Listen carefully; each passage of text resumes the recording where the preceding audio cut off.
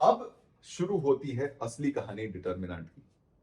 अभी तक हम सिर्फ जान पहचान कर रहे थे डिटर्मिनेंट के साथ, उसके कोफैक्टर के साथ, उसके माइनर के साथ, उसके एलिमेंट्स के साथ, उसको एक्सपैंड कैसे करना है। ठीक है, तो ये तो अभी हंसी खेल वाली बातें हो रही थी। सीरियस बातें अब शुरू होंगी। ठीक है, जब हम प्रॉपर्टीज ऑफ डिटर्मिनेंट की बात करेंगे, क्योंकि यही सबसे इंपॉर्टेंट सेक्शन है इस पूरे चैप्टर में, और इसको बहुत अच्छी तरीके से समझना हमें बहुत जरूरी है, क्योंकि अगर सही तरीके से हमने इसको समझ लिया तो फिर डिटर्मिनेंट हमारे लिए एकदम खेल खेल में बनने वाला एक टॉपिक बन जाएगा। ठीक है, तो चलिए प्रॉपर्टी से शुरुआत करते हैं। सबसे पहली प्रॉपर्टी क्या कहता है कि the value of a determinant does not change if the rows and columns are interchange. तो एक डिटर्मिनेंट की वैल्यू बिल्कुल चेंज नहीं होती है अगर आप रोज या कॉलम्स को क्या कर लो, इंटरचेंज कर दो। यानी कहने का मतलब कि आप, अगर ये डिटर्मिनेंट आपको दिया हुआ है तो अभी इसमें जो रोज बने हुए हैं उसको कॉलम में कन्वर्ट कर दो। ठीक है, तो फर्स्ट रो को फर्स्ट कॉलम बना दो, सेकंड रो को सेकंड कॉलम बना दो, थर्ड रो को थर्ड कॉलम बना दो। अगर इस तरीके से आपने चेंज किया डिटर्मिनेंट को, तो डिटर्मिनेंट की वैल्यू चेंज नहीं होगी। ये आपको याद भी रखने की जरूरत नहीं पड़ती अगर मैट्रिक्स का आपने क्लास देखा होता, क्योंकि मैट्रिक्स में हमने एक चीज पढ़ी थी कि अगर करस्पॉन्डिंग रो को कॉलम में चेंज करते हैं तो ये बेसिकली प्रोसेस होता है ट्रांसपोज निकालने वाला। यानी अगर ये मैट्रिक्स दिया हुआ होता और इसके रोज को करस्पॉन्डिंग कॉलम्स में चेंज कर देते तो ये इस मैट्रिक्स का ट्रांसपोज हो गया होता। और प्रॉपर्टी हमने पढ़ी थी मैट्रिक्स में कि अगर एक मैट्रिक्स का डिटर्मिनेंट निकालते हैं तो उसके ट्रांसपोज का भी डिटर्मिनेंट सेम ही होता है। So determinant of a matrix and its transpose is basically equal, और वहीं से हम ये प्रॉपर्टी वेरीफाई भी कर सकते हैं।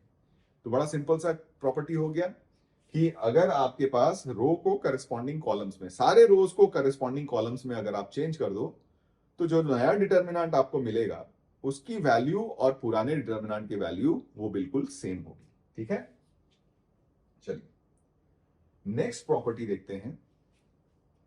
एक काम करूंगा, मैं सारी प्रॉपर्टी एक साथ हम लोग डिस्कस कर लेते हैं, फिर इन प्रॉपर्टीज पे हम क्या करेंगे, सवाल करेंगे, क्वेश्चन करेंगे, और फिर इनके एप्लीकेशन को देखेंगे। ठीक है, तो सेकेंड प्रॉपर्टी ये कहता है कि इफ एनी टू रोज और two columns of a determinant be interchanged then the value of determinant is changed in sign only. अब इसको ध्यान से समझना, किसी भी दो रो को खाली इंटरचेंज किया है आपने, यानी कहने का मतलब कि अगर इन दोनों रोज को आपस में इंटरचेंज कर दो, ठीक है, इन दोनों रोज को आपस में इंटरचेंज कर दो, यानी पहले रो को दूसरा बना लो, दूसरे रो को पहला बना लो। ठीक है, तो इन दोनों को अगर इंटरचेंज करोगे तो डिटर्मिनेंट के एब्सोल्यूट वैल्यू में चेंज नहीं आएगा। यानी अगर इस डिटर्मिनेंट की वैल्यू 5 थी तो इस डिटर्मिनेंट की एब्सोल्यूट वैल्यू 5 होगी, चेंज क्या आ जाएगा, साइन में चेंज आ जाएगा। यानी अगर इस डिटर्मिनेंट की वैल्यू 5 थी तो इस डिटर्मिनेंट की वैल्यू -5 हो जाएगी। ठीक है, तो वही कह रहा है कि अगर किसी भी एक रो को, दो रोज को आपस में इंटरचेंज कर दो तो आपके डिटर्मिनेंट की वैल्यू साइन में चेंज हो जाती है।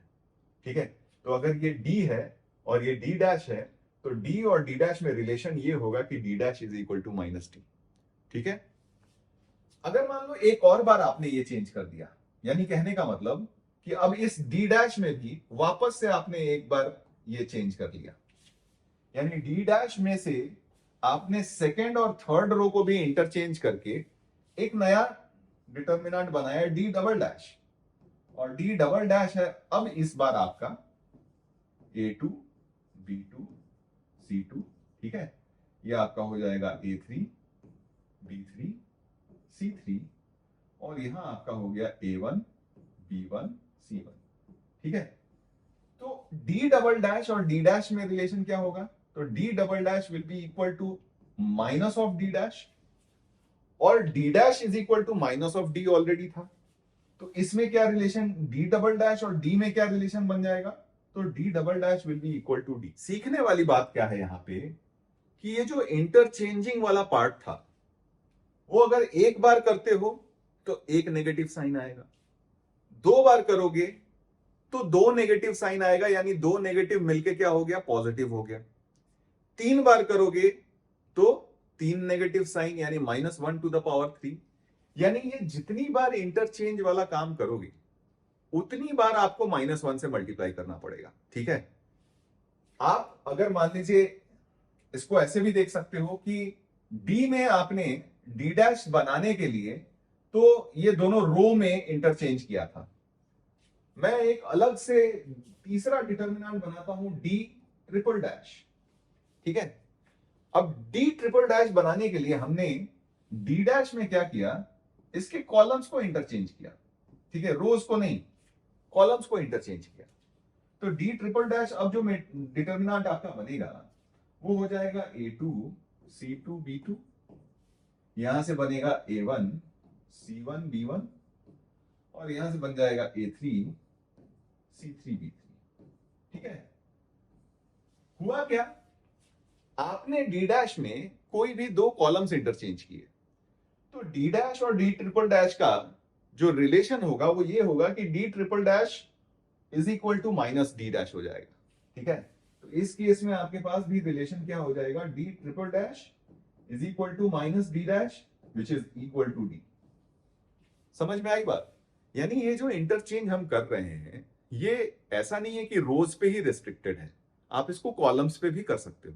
ठीक है, बस ये याद रखना कि जितनी बार ये इंटरचेंज करोगे उतनी बार आपको -1 से मल्टीप्लाई करना पड़ेगा। ठीक है, अगली प्रॉपर्टी देखते हैं। नेक्स्ट प्रॉपर्टी है कि if a determinant has any 2 rows और columns identical then its value is 0। किसी भी डिटर्मिनेंट में कोई भी 2 रो या कोई भी 2 कॉलम आइडेंटिकल आ जाए तो उस डिटर्मिनेंट की वैल्यू क्या हो जाती है, 0 हो जाती है। ठीक है, जैसे इस केस में अगर आप देखें, आपका फर्स्ट रो और फर्स्ट कॉलम, ठीक है, ये क्या है, सेम है, तो इस डिटर्मिनेंट की वैल्यू क्या हो जाएगी, 0। ठीक है, वेरीफाई बहुत आसानी से 2/2 के डिटर्मिनेंट में कर लेते हैं क्योंकि छोटा होता है, बहुत आसान होता है वेरीफाई करना। जो भी प्रॉपर्टी वेरीफाई करना होगा हम उधर ही कर लेंगे। तो अगर मान लीजिए हमारे पास A1 B1 और ये भी अगर A1 B1 हो जाए तो ये तो साफ साफ आपको दिख रहा है कि इस डिटर्मिनेंट की वैल्यू क्या हो जाएगी, 0। आपका first row is equal to second row था। ठीक है, फर्स्ट रो और सेकेंड रो आइडेंटिकल थे, डिटर्मिनेंट की वैल्यू 0 आ गई, तो हम 3/3 के लिए भी ये एक्सट्रापोलेट कर सकते हैं रिजल्ट। ठीक है, यानी भाई ये जो स्टेटमेंट लिखा था ना कि अगर आपके पास कोई भी 2 आइडेंटिकल रोज हो जाएंगे तो आपके डिटर्मिनेंट की वैल्यू 0 आ जाएगी। ठीक है, वो हमने 2/2 के लिए वेरीफाई कर लिया। ठीक है, तो ये याद रखेंगे, कोई 2 रो ही आइडेंटिकल होने जरूरी नहीं है, 2 कॉलम भी आइडेंटिकल हो सकते हैं। अगर 2 कॉलम भी आइडेंटिकल हो गए तो भी डिटर्मिनेंट की वैल्यू 0 हो जाएगी। ठीक है, नेक्स्ट है कि if all the elements of any row और column be multiplied by the same number then the determinant is multiplied by that number. अब यहां पे इंटरेस्टिंग है, अगर आपने मान लीजिए ये डी माना हुआ है और एक नया डिटर्मिनेंट माना डी डैश, लेकिन इस डी डैश में क्या किया आपने, इसको भी के से मल्टीप्लाई कर दीजिए, यहां के रह गया है। ठीक है, डी डैश में क्या किया आपने, फर्स्ट रो के सारे एलिमेंट्स में के से मल्टीप्लाई कर दिया। तो डिटर्मिनेंट में ये स्टेटमेंट ये कहता है कि अगर आप किसी भी डिटर्मिनेंट में किसी नंबर से मल्टीप्लाई करते हो, तो फॉर एग्जांपल के से हमने इस डिटर्मिनेंट डी को मल्टीप्लाई किया, तो ये के क्या होगा ना, अंदर में जाके किसी एक रो या फिर किसी एक कॉलम में जाके मल्टीप्लाई होगा। मैट्रिक्स में ये अलग होता था। मैट्रिक्स में अगर आप किसी भी मैट्रिक्स को किसी कांस्टेंट से या स्केलर से मल्टीप्लाई करेंगे तो वो जाके मैट्रिक्स के हर एलिमेंट में मल्टीप्लाई हो जाता था। डिटर्मिनेंट में ऐसा नहीं होता। डिटर्मिनेंट में अगर आप किसी कांस्टेंट से डिटर्मिनेंट को मल्टीप्लाई करोगे तो वो कांस्टेंट या तो किसी एक रो में जाके सारे एलिमेंट से मल्टीप्लाई हो जाएगा या फिर किसी एक कॉलम में जाके सारे एलिमेंट से मल्टीप्लाई हो जाएगा। ठीक है, याद रखने के लिए इसको हम उल्टी तरीके से याद रखेंगे। उल्टी तरीके से कैसे याद रखेंगे, उल्टी तरीके से याद इस तरीके से रखेंगे कि आपके अगर किसी भी रो में या किसी भी कॉलम में कोई कॉमन फैक्टर आ सकता है। जैसे इस रो में हम देख रहे हैं, फर्स्ट रो में सारे एलिमेंट्स में एक कॉमन फैक्टर है, दैट इज के। तो उस के को हम क्या कर सकते हैं, डिटर्मिनेंट के बाहर निकाल सकते हैं। इस प्रॉपर्टी को याद किस तरीके से रखना है कि अगर किसी भी रो में या फिर किसी भी कॉलम में कोई एक फैक्टर कॉमन आता दिख रहा है सारे टर्म्स में से, तो उस फैक्टर को हम लोग क्या कर सकते हैं, डिटर्मिनेंट के बाहर निकाल सकते हैं। ठीक है, जैसे फॉर एग्जांपल यहां पे फर्स्ट रो से हम के को बाहर निकाल के इसको हम इस तरीके से भी लिख सकते थे, a1 b1, या फिर आप a1 b1 वाला जो डिटर्मिनेंट है वो यही है, तो इसको हम k टाइम्स d लिख सकते हैं। ठीक है, अगर मान लीजिए आपका कुछ सीन इस तरीके से होता जहां पे आपके डिटर्मिनेंट में यहां सारे एलिमेंट्स k से मल्टीप्लाई होते, k a1 k b1 k c1, है ना। यहां आपके पास होता p a2 p b2 p c2, है ना।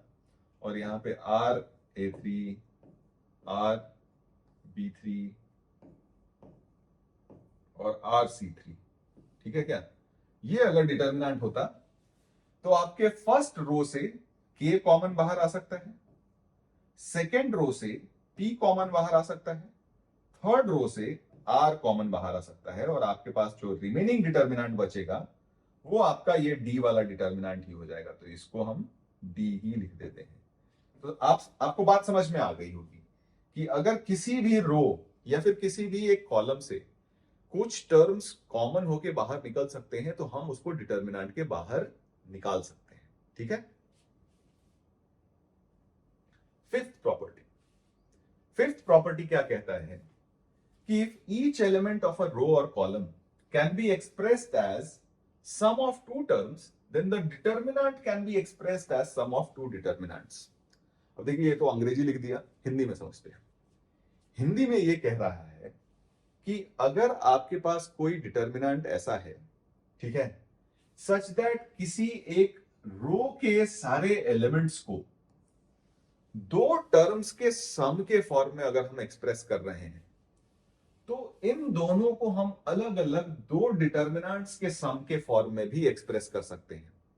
ठीक है, तो यानी कहने का मतलब कि अगर यहां पे first row a1 plus x, b1 plus y और c1 प्लस जेड दिया हुआ है, तो इसको दो अलग अलग डिटर्मिनेंट के फॉर्म में हम एक्सप्रेस कर सकते हैं। बस आपको ध्यान में ये रखना है कि आपका सेकेंड रो और थर्ड रो दोनों ही डिटर्मिनेंट में सेम होने वाला है।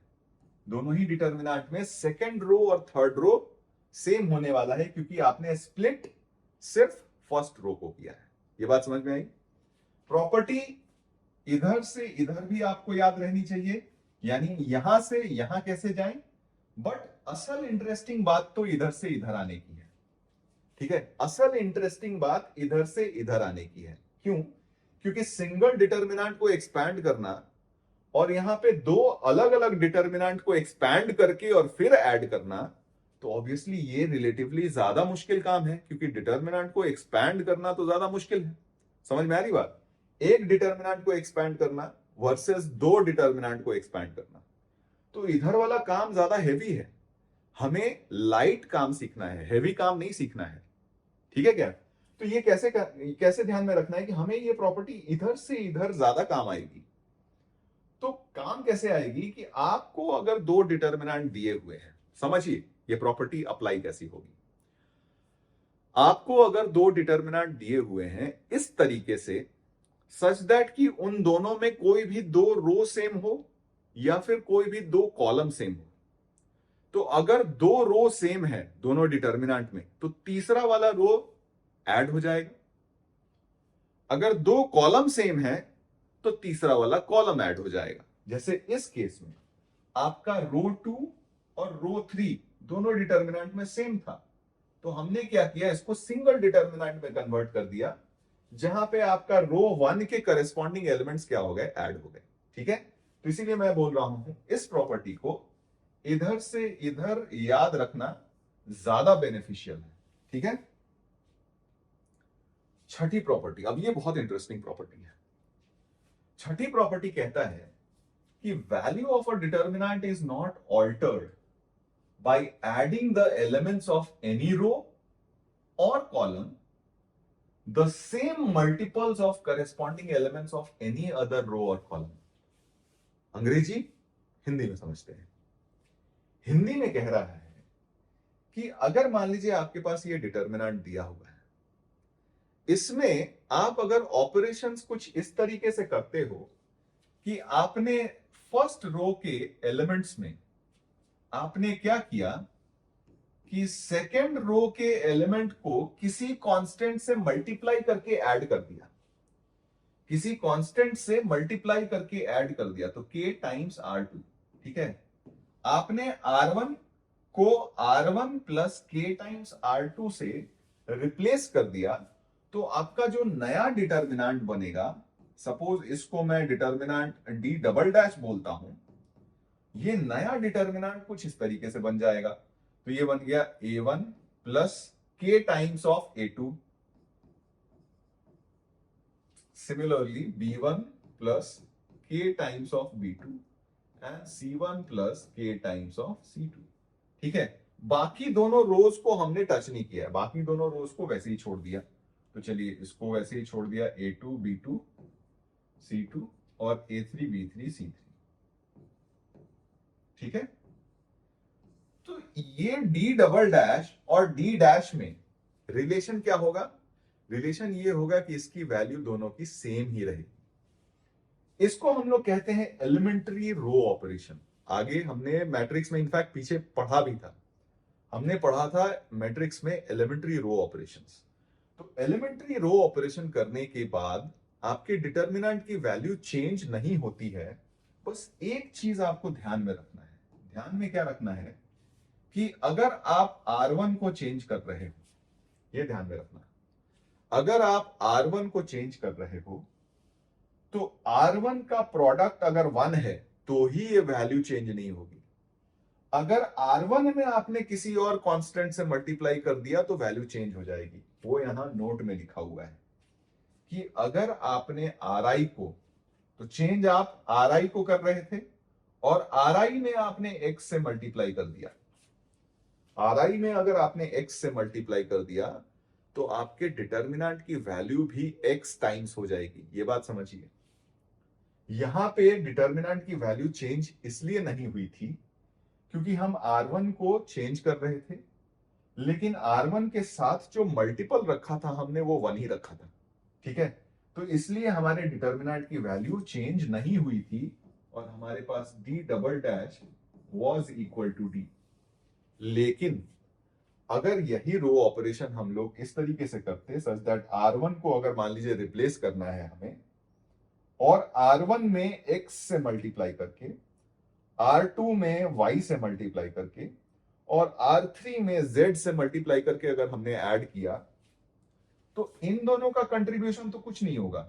लेकिन R1 में अगर आपने x से मल्टीप्लाई किया है और R1 को ही रिप्लेस कर रहे हो, तो आपके डिटर्मिनेंट की जो वैल्यू है वो x टाइम्स द ओरिजिनल 1 बन जाएगी। वो क्या बन जाएगी? x times the original 1। बस ये ध्यान में रखना, ठीक है। बाकी बहुत आसान सा चीज है। इसमें एक और चीज याद रखना है कि जब भी हम इस तरीके के रो ऑपरेशन या इस तरीके का ऑपरेशन करें या ये प्रॉपर्टी अप्लाई करें, ये बात हम लोग हमेशा ध्यान में रखें कि while applying this property at least 1 रो या 1 कॉलम अनचेंज्ड रहना चाहिए। एटलीस्ट 1 रो और 1 कॉलम शुड रिमेन अनचेंज्ड, ठीक है। चलिए, हमने प्रॉपर्टीज पढ़ी। अब यूजिंग दिस प्रॉपर्टीज हम लोग क्या करेंगे? ये सवाल करेंगे। क्वेश्चन दिया हुआ है कि without expanding at any stage, यानी इस डिटर्मिनेंट को हमें एक्सपैंड नहीं करना है। एक्सपैंड इन द टर्म्स कि हमें 3x3 मैट्रिक्स की तरह, और 3x3 डिटर्मिनेंट में वो हमने पढ़ा ना, A11 into C11 plus A12 into C12 plus A13 into C13 is equal to the value of determinant. वो नहीं करना है यहां पे, ठीक है। बिना वो किए हुए आपको बताना है कि ये डिटर्मिनेंट की वैल्यू क्या है? 0 है, ठीक है। अब देखिए ध्यान से, प्रॉपर्टी यूज करेंगे हम लोग। तो यहां पे मुझे दिख रहा है कि first row, first column, second column, third column ना दो दो टर्म्स के डिफरेंस से बना हुआ है। थर्ड कॉलम किससे बना हुआ है? दो टर्म्स के डिफरेंस से बना हुआ है। ठीक है, तो मैं करता क्या हूं यहां पे, ध्यान से देखिए, यहां पे मैं इसको स्प्लिट कर देता हूं। यानी हम अपनी वो वाली प्रॉपर्टी यूज करेंगे जहां पे एक डिटर्मिनेंट को दो डिटर्मिनेंट के सम में हम लोग ब्रेक करते थे। तो इसको ध्यान से देखिए, इसको हम लोग ब्रेक कर सकते हैं कुछ इस तरीके से, 1 1 1। ये कॉलम, फर्स्ट कॉलम और सेकेंड कॉलम आपका सेम रहना चाहिए। थर्ड कॉलम को हम लोग स्प्लिट कर रहे हैं, तो यहां ए स्क्वेयर, यहां बी स्क्वेयर और यहां सी स्क्वेयर हो गया। ठीक है क्या? ध्यान से देखिए, फिर माइनस, अब इसको हम लिख रहे हैं 1 1 1। ठीक है, ए बी सी, और यहां पे है आपका बी सी, ए सी और ए बी। ठीक है, अब यहां पे हम लोग क्या करेंगे, ध्यान से देखिए, इस डिटर्मिनेंट को वैसे ही छोड़ देते हैं, तो इसको मैं फॉर द टाइम भी से D1 बोल देता हूं। ठीक है, ये D1। D2 पे हम लोग काम करेंगे। ठीक है, D2 पे हम लोग काम करेंगे। D2 में हम लोग कर क्या रहे हैं, इस रो में आप A से मल्टीप्लाई कर दीजिए, इस रो में B से मल्टीप्लाई कर दीजिए और इस रो में आप C से मल्टीप्लाई कर दीजिए। तो सिंस आपने इस रो में A से मल्टीप्लाई किया है तो आपको डिवाइड भी करना पड़ेगा A से, डिवाइड करना पड़ेगा B से, डिवाइड करना पड़ेगा C से। ये बात समझ में आई? और यहां पे आपका बन गया, आप ध्यान से देखिए, ए स्क्वेयर और ये बन गया ABC, फिर बी स्क्वेयर और ये भी बन गया ABC, फिर सी स्क्वेयर और ये बन गया ABC। बात समझ में आई? क्लियर है? प्रॉपर्टी हमने पढ़ी थी कि अगर किसी रो या किसी कॉलम से अगर आपको टर्म कॉमन हो रहा है तो उसको कॉमन निकाल के हम बाहर डिटर्मिनेंट के ला सकते हैं। तो इस कॉलम में ध्यान से देखिए, आपको ABC कॉमन हो जाएगा। तो ABC कॉमन करके अगर हम बाहर निकालते हैं तो ये ABC अपॉन ABC कट के हो गया 1। ठीक है, ये डिटर्मिनेंट आपको आ जाएगा, ध्यान से देखिए, ABC, ए square, b square, c square और ये आ गया 1 1 1। ठीक है क्या? ध्यान से देखिएगा, इसको अगर मुझे ये बनाना है तो करना क्या होगा, एक बार हम लोग ए स्क्वायर को पहले तो इधर भेजना है, तो हम लोग इन दोनों रोज को इंटरचेंज करते हैं एक बार। तो यहां ए स्क्वायर बी स्क्वायर सी स्क्वायर आ जाएगा, यहां 1 1 1 आ जाएगा। ये बात समझ में आई? ये ऑपरेशन करने के बाद, मतलब सबसे पहले हमने इन दोनों कॉलम्स को इंटरचेंज किया, यानी कॉलम 2 C2 और C3 को इंटरचेंज कर लिया है। यहां पे हमने C2 और C3 को क्या कर लिया है, इंटरचेंज कर लिया है। बात समझ में आई? तो ये पहला ऑपरेशन किया हमने। इसके बाद ये पहला ऑपरेशन होने के बाद तो देखिए हमारा यहां ए स्क्वायर बी स्क्वायर सी स्क्वायर तो आ चुका है, लेकिन यहां 1 1 1 आया हुआ है। हमें यहां 1 1 1 लाके ABC लाना था। ठीक है क्या? तो अब वापस से हम इन दोनों को क्या करेंगे, इंटरचेंज कर देंगे। वापस से इन दोनों को इंटरचेंज कर दीजिए। जब वापस से इंटरचेंज कर दीजिएगा तो आपके पास जो रिजल्टेंट डिटर्मिनेंट आएगा वो आ जाएगा 1 1 1 ABC और A square b square c square. अरे ये तो यही डिटर्मिनेंट बन गया है, यानी D2 is nothing but equal to D1। और यहां पे जो आपके डेल्टा की वैल्यू थी ये और कुछ नहीं बल्कि D1 माइनस D2 थी। तो delta was equal to D1 minus D2 and यहां से हमने शो कर ही दिया है कि D2 is equal to D1, तो ये वैल्यू आ गई 0। अब देखिए इस सवाल को करने के लिए हमने किसी भी स्टेज पे डिटर्मिनेंट को एक्सपैंड नहीं किया। ये सवाल हमने सिर्फ और सिर्फ डिटर्मिनेंट की प्रॉपर्टीज यूज करके किया है। एंड हमें हमसे एक्सपेक्टेड भी यही था इस सवाल से। ठीक है क्या? तो चलिए नेक्स्ट क्वेश्चन करते हैं। नेक्स्ट क्वेश्चन दिया हुआ है कि भाई आपके पास एक डिटर्मिनेंट है डी ऑफ आर, आर यहां वैरी कर रहा है, तो आपको क्या करना है कि ये सारे डिटर्मिनेंट्स ऐड करके बताना है कि ये वैल्यू 0 हो रही है। मतलब ये कहने का मतलब, पहले समझिए कि ये लिखा क्या हुआ है। लिखा ये है कि यहां पे आर की अलग अलग वैल्यूज जब डालोगे आप, यानी 1 डालोगे तो आपको D1 मिलेगा। ये समेशन वाला साइन, आई होप अब समेशन में किसी को परेशानी नहीं होती होगी, क्योंकि ये जो लिखा हुआ है summation r is equal to 1 to n dr, इसका कहने का मतलब ये है कि आपने D1 plus D2 plus D3 plus so on plus Dn ये निकालना है। ठीक है क्या? तो r की अलग अलग वैल्यूज आपको 1 से लेकर n तक रखनी है और उन सबको क्या करना है? ऐड करना है। अब देखिए ध्यान से, अगर इसको हमें सबको ऐड करना है, D1 को ऐड करना है, D2 को ऐड करना है, D3 को ऐड करना है, तो D1 D2 D3 अगर इन सब में कॉमन वेरिएबल देखें कि वैरी क्या हो रहा है, तो D1 में ये फर्स्ट कॉलम वैरी होगा, यहां 1 1 और 2 आए, 1 1 आएगा। ठीक है, r इज इक्वल टू 1 डाल दीजिए 1, r इज इक्वल टू 1 डाल दीजिए 1, r इज इक्वल टू 1 डाल दीजिए 1।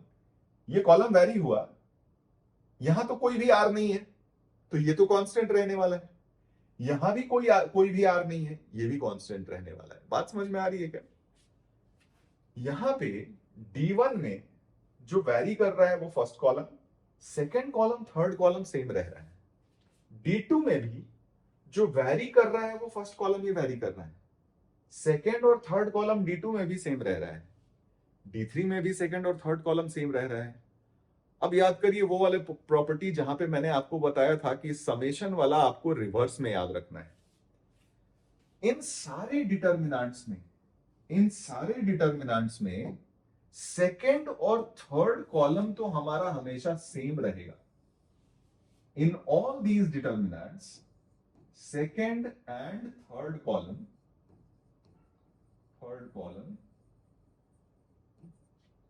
will always be same, will always be same, है ना? वो चेंज नहीं होगा। अब अगर वो चेंज नहीं होगा तो इन सबको जब ऐड करोगे तो हमारा जो फाइनल डिटर्मिनेंट बनेगा उसमें हमारा सेकंड और थर्ड कॉलम चेंज नहीं होगा, और सारे के सारे फर्स्ट कॉलम हम ऐड नहीं कर सकते। याद करिए ये वाली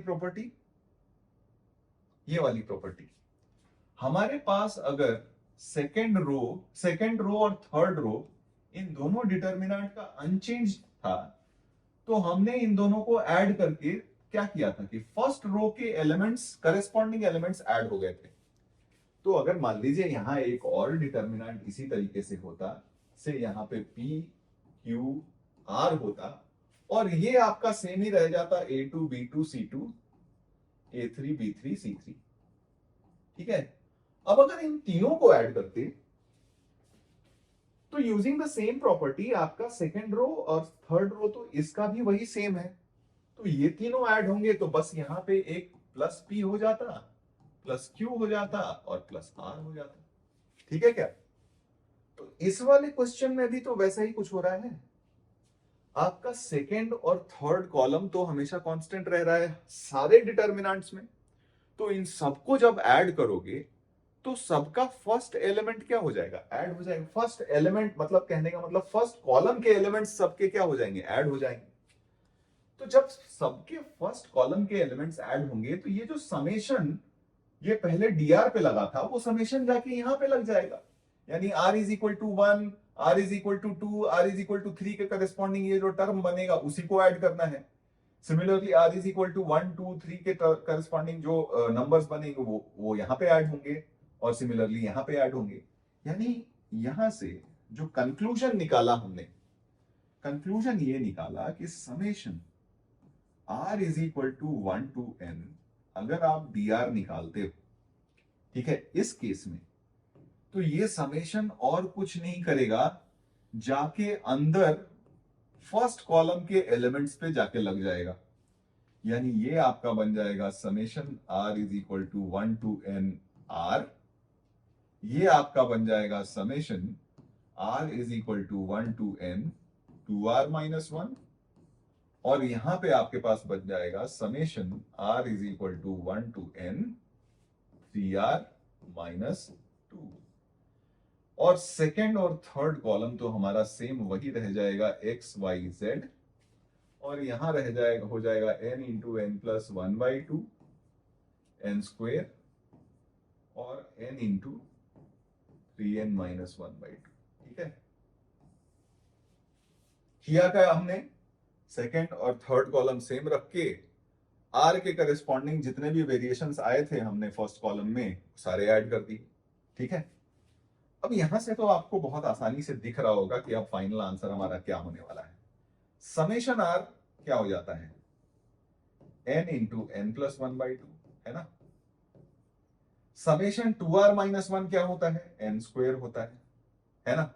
सारे n ऑड नंबर्स का सम, n ऑड नंबर्स का सम n square, sequence and series में पढ़ा था हमने। फिर इसका भी सम आप निकालिएगा तो ये भी आपका n इंटू 3n माइनस 1/2 आ जाएगा। फिर यहां x y z, ये आपका n into n plus 1/2 n square और n इंटू 3n माइनस 1/2। अब यहां से अगर आप देखते हो तो आपका यहां पे फर्स्ट कॉलम और सेकंड कॉलम क्या आ गया, सेम आ गया। First column and second column क्या आ गया, सेम आ गया। तो डिटर्मिनेंट की प्रॉपर्टी क्या कहती है कि किसी भी डिटर्मिनेंट में अगर कोई भी दो रो सेम हो जाए या कोई भी दो कॉलम सेम हो जाए तो डिटर्मिनेंट की वैल्यू क्या हो जाती है, जीरो। तो ये जीरो हो जाएगा और हमने यही प्रूव करना था।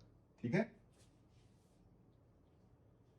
नेक्स्ट क्वेश्चन देखते हैं। सेम उसी तरीके का एग्जैक्टली सेम सवाल है।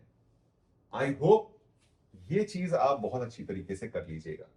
ध्यान दीजिए, इसमें वैरी करने वाला कौन सा कॉलम है या कौन सा रो है, ये तो पूरी तरीके से n पे डिपेंड करता है, ये भी पूरी तरीके से n पे डिपेंड करता है। और वैरी करने वाला टर्म हमारा r है। तो क्लियरली हमें दिख रहा है कि सेकेंड रो और थर्ड रो, इसमें r का कोई भी टर्म नहीं दिख रहा है। यानी ये दोनों तो हर डिटर्मिनेंट में कांस्टेंट रहने वाले हैं। तो यहां पे अगर हमें समेशन लगाना है, summation r is equal to 0 to m dr, है ना। तो ये समेशन जाके उस रो में जाके लग जाएगा जिस रो में एक्चुअली वैरी कर रहे हैं टर्म्स, और इस केस में वो रो है हमारा रो 1। ठीक है, तो ये सिंपली यहां पे बन जाएगा summation r is equal to 0 to n 2r minus 1, summation r is equal to 0 to n ncr, और summation r is equal to 0 to n 1। ठीक है, बाकी के ये दोनों टर्म्स आपके सेम रहने वाले हैं, n स्क्वेयर माइनस 1, ये 2 टू द पावर n, ये n प्लस 1, यहां पे आपके पास cos स्क्वेयर n स्क्वेयर, ये cos स्क्वेयर n, और ये cos स्क्वेयर n प्लस 1। ठीक है क्या, अब यहां से अगर आप समेशन लगाओगे तो 0 से शुरुआत करनी है, तो फर्स्ट टर्म आपका फर्स्ट टर्म -1 होगा। बाकी 1 से लेकर n तक आप अगर करोगे तो n ऑड नंबर्स का सम n स्क्वेयर, तो n स्क्वेयर माइनस 1। तो ये फर्स्ट समेशन आपका आ जाएगा n स्क्वेयर माइनस 1। ये आपका 2 टू द पावर n होता है, हमें पता है। ये वैल्यू आ जाएगी आपकी n, ठीक है, प्लस 1, क्योंकि आप 1 को कितनी बार ऐड कर रहे हो, 0 से n तक जाने में आप n प्लस 1 टाइम्स ऐड कर रहे हो। ठीक है, तो ये n प्लस 1 आ गया। सिमिलरली यहां पे भी आपका n स्क्वायर माइनस 1 है, ये भी 2 टू द पावर n है, और ये भी n प्लस 1 है। तो अगला रो में एलिमेंट्स हमने देखने की जरूरत ही नहीं है, क्योंकि ये दोनों रोज आपके क्या आ गए, सेम आ गए। इसकी वैल्यू क्या हो जाएगी, 0 हो जाएगी। ठीक है, तो देखिए ये सारी चीजें ना बिना डिटर्मिनेंट को एक्सपैंड किए हम लोग फटाफट प्रूफ किए जा रहे हैं। और ये पॉसिबल कब हो पा रहा है? जब हमें डिटर्मिनेंट की प्रॉपर्टीज पता है। ठीक है, अगला सवाल है prove that this is equal to a cube. अब यहां ध्यान से देखिए, यहां पे अब हमें एक्सपैंड करने की इजाजत दी गई है, क्योंकि ऐसा कहीं नहीं बोला गया है कि एक्सपैंड मत कीजिए। तो एक तो तरीका है कि आप सीधे सीधे एक्सपैंड कर दीजिए, लेकिन प्रॉब्लम यह है कि जब आप इसका विकराल रूप देखते हो तो इसको सीधे सीधे एक्सपैंड करना तो कहीं से भी जस्टिफाइड नहीं है, क्योंकि आप जब दिस मतलब ए का अगर कोफैक्टर निकालोगे तो this into this minus this into this जबरदस्त वाला मल्टीप्लीकेशन में फंस के रह जाओगे। ठीक है, तो कहीं से भी जस्टिफाइड नहीं है इसको सीधे सीधे एक्सपैंड करना। तो आप कोशिश करते हैं कि ऐसा क्या किया जाए ताकि ये एक्सपेंशन बड़ा आसान हो जाए। तो मैंने आपको एक और बात बताई थी कि डिटर्मिनेंट को एक्सपैंड करते समय अगर हम वो रो या वो कॉलम ढूंढें, या ऐसा कोई रो या ऐसा कोई कॉलम हो जिसमें मैक्सिमम नंबर ऑफ जीरोस हो, तो उसको एक्सपैंड करना बड़ा आसान हो जाता है। अब यहां जीरो है तो नहीं, क्या हम बना सकते हैं? ठीक है, यूजिंग प्रॉपर्टी। कौन सी प्रॉपर्टी? कि किसी भी रो या किसी भी कॉलम में कोई कांस्टेंट मल्टीप्लाई करके किसी दूसरे रो या किसी दूसरे कॉलम से हम सब्ट्रैक्ट या ऐड कर सकते हैं। अब यहां पे अगर हम देखते हैं कि इसमें अगर हम 2 से मल्टीप्लाई करके इसमें से माइनस कर देते तो यहां 0 हो जाता। इसमें अगर 3 से मल्टीप्लाई करके इससे माइनस कर देते तो 0 बन जाता। तो हमारे पास ये भी 0 बनाने का चांस है, ये भी 0 बनाने का चांस है। तो चांस है तो एक बार ले लेते हैं चांस। तो यहां पे हम क्या करेंगे? ऑपरेशन करेंगे, रो ऑपरेशन। R2 को रिप्लेस कर रहा हूं मैं R2 minus twice of R1। ठीक है, और सिमिलरली साइमल्टेनियसली मैं R3 को भी रिप्लेस करने वाला हूं। R3 को रिप्लेस कर रहा हूं मैं R3 minus 3 times of R1 से। अब देखिए हुआ क्या इस ऑपरेशन के बाद। R1 पे हमने कोई चेंज नहीं किया है, तो R1 जैसा था वैसा ही रहेगा। R1 पे हमने कोई भी चेंज नहीं किया है, तो ये क्या हो जाएगा? यहां पे R1 वैसा ही रह जाएगा, A, यहां पे B प्लस ए, है ना, और यहां पे C प्लस B प्लस ए। ठीक है, ये हो गया आपका 0। इसमें 2 से मल्टीप्लाई किया आपने और इसमें से माइनस किया, तो 2b माइनस 2b तो 0 हो गया। 3a माइनस 2a यहां a बच जाएगा। ठीक है, फिर यहां देखिएगा इसमें से 2 से मल्टीप्लाई करके इसमें से माइनस करोगे तो 2c माइनस 2c 0 हो जाएगा। 3b माइनस 2b तो b बच जाएगा, और 4a माइनस 2a तो 2a बच जाएगा। ठीक है क्या? बिल्कुल सही है। फिर ये भी 0 आ गया आपका। इसमें 3 से मल्टीप्लाई किया आपने तो b तो कैंसिल हो गया। 6a माइनस 3a तो यहां 3a बच जाएगा। यहां पे आपने 3 से मल्टीप्लाई किया तो c तो कैंसिल हो गया। 6b माइनस 3b तो यहां 3b बच जाएगा, और 10a माइनस 3a तो प्लस 7a बच जाएगा। ठीक है, ये आ गया आपके पास कहानी। ठीक है क्या? ये कहानी हो गई आपकी। अब क्या है आपके पास? इसको एक्सपैंड करना रिलेटिवली थोड़ा ज्यादा आसान हो जाएगा, है कि नहीं? रिलेटिवली थोड़ा ज्यादा आसान हो जाएगा। ठीक है, क्योंकि अब आपके पास इस पूरे रो में क्या हो चुका है? 0 हो चुका है। ठीक है, थोड़ा आप चाहें तो और भी ऑपरेशन कर सकते हैं, लेकिन उतना कोई खास जस्टिफाइड होगा नहीं वो ऑपरेशन। ठीक है, उतना जस्टिफाइड वो ऑपरेशन होगा नहीं। तो एक काम करते हैं, फर्स्ट कॉलम के अबाउट आप सीधे सीधे एक्सपैंड कर देते हैं। तो ये a इंटू दिस तो 3ab प्लस 7a स्क्वेयर, है ना, माइनस दिस इंटू दिस तो वापस से 3ab और माइनस 6a स्क्वेयर। ये देखिए 3ab कैंसिल हो गया, है ना, और यहां से a स्क्वेयर आ गया, तो वैल्यू आपकी आ गई a cube, and this is equal to your RHS। ठीक है, तो यही आपको शो करना था। इस ऑपरेशन की वजह से देखिए एक्सपैंड करना डिटर्मिनेंट को कितना आसान हो गया। और इमेजिन करिए कि इसको इस फॉर्म में अगर एक्सपैंड करना होता तो हमारे तो पसीने छूट जाने थे। ठीक है क्या? तो प्रॉपर्टीज, इसीलिए मैंने बोला था कि प्रॉपर्टीज बहुत ही इंपॉर्टेंट है, क्योंकि ये हमारे क्वेश्चन को बहुत ही ज्यादा आसान बना देती हैं। ठीक है,